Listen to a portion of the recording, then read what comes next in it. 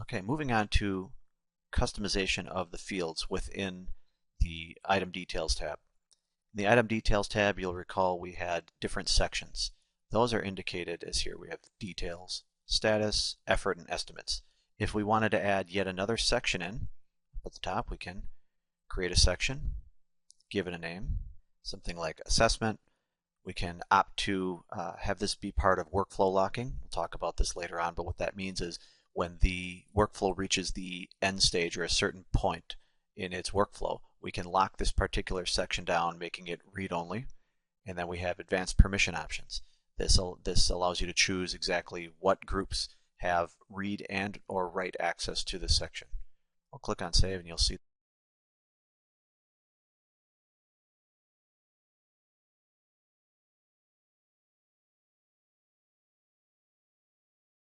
and we see our new field down here at the bottom.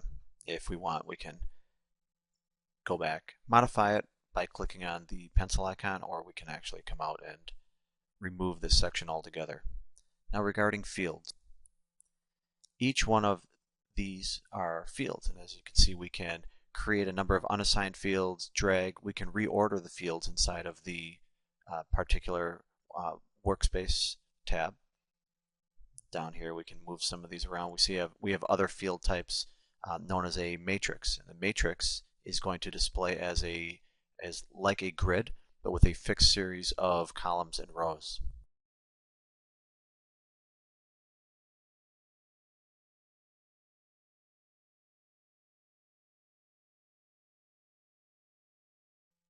Let's go through the creation of a new field. I'm going to select to add a and I'll give this a field name of response. This will allow me to call out from a chosen set of values who is the responsible person for the task. Under data type, we have a variety of different data types. Some you'll see are used down here, the single line text and paragraph, and in this case I'm going to go with a pick list. We have the ability to create a new pick list. So if I want, I could create a new pick list and name all of the people that we have in the company, or name people even externally. But one of the pick lists we have that we can leverage is one known as users all by name. This is something that all tenants will have. This will give me a list of all the people that we have currently inside of the system. We'll give this a display width. Say 45 should be enough. Editable, yes, we want this to be something that we can go back in and edit after we create it. Click on Save, and now this field appears over in the unassigned. This field will stay over here under unassigned, and I can actually create some additional fields. So here's another best practice. If you find yourself creating similar fields over and over, use the clone option. Clone will bring up the same window, allow you to clone, give it a different name, but it'll keep some of the same values. So times when you are cloning and you want the same display width or field length, this is nice. It saves you a lot of time, especially building a matrix. But in this case, I want to take this responsible field and place this over here, and I want this to be right under the details. So as I take this, notice how it's reordering, and I can actually drag this above. So the way that this will lay out, I have the task ID, that's an auto number. I'll have a title, then I'll have a responsible party, and then finally a description. So let's see what this looks like. Save layout, and we'll come back to the front and examine it.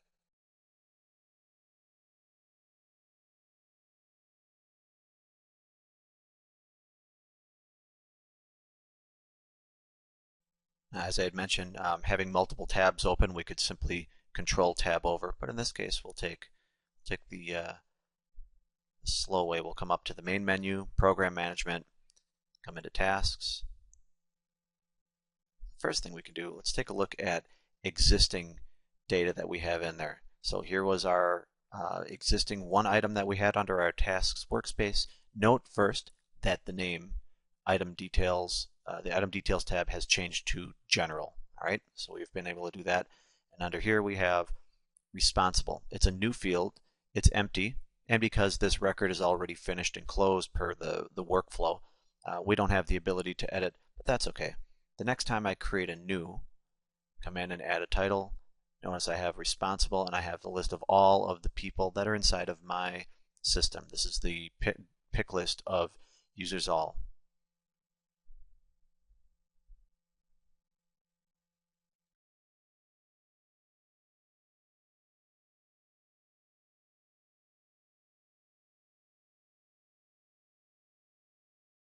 So next, let's take a look at taking the customization of the default applications a step further. We saw that we can come in and we can create new fields, reorder these fields, create other sections, etc. But let's take the route of, well, tasks is good, but I want to make an entirely new workspace based upon it. So the good news is we come back into the setup area and we come down to the workspace in question, tasks. We have the option to clone. So over on the right, there are 3 buttons: clone, purge, and delete. The bottom one, watch out for, that removes this workspace entirely. Purge cleans all of the records out but keeps the workspace behind. But again, every single one of the records is removed. It's not selective, it removes everything. This is good after you are creating a new workspace, doing a little sandboxing in what if scenario, and you decide to go live. Purge out everything that you used in test and turn on the roles and permissions for your users. But let's talk about clone. So the ability to clone. We'll clone the workspace, and if I want to call this one activities, I can simply enter that as the workspace name. It's a good idea to clone that workspace and keep the same style, the same type. The other task workspace was a basic with workflow, so let's keep the same options. Down on the bottom, we can choose to clone and select, well, do we want to clone all the work done in the item details, the grid, the linked field, all of this information. If you've built out fields, if you've built out work and put some significant effort into it, we can clone all of that. So let's click on Save and see our new workspace. All right, we have our new workspace, and we see it up here, right up at the top, called Activities. It's a basic workspace with workflow, but what's this over on the right? Look at that. We have a nice little to-do button. This bang symbol is going to alert you to things that you have yet to do. So, to do, we need to create roles and assign them to groups, upload a workflow, and we also see that we've built out grid columns, but there are no roles assigned to view these. In other words, we've cloned the workspace. We've cloned all of the field IDs. We've cloned all of that other information. We haven't cloned any records, but we still need to tell others in what particular groups have access to this new workspace. In other words, clone gets you most of the way there, but your work is not done yet.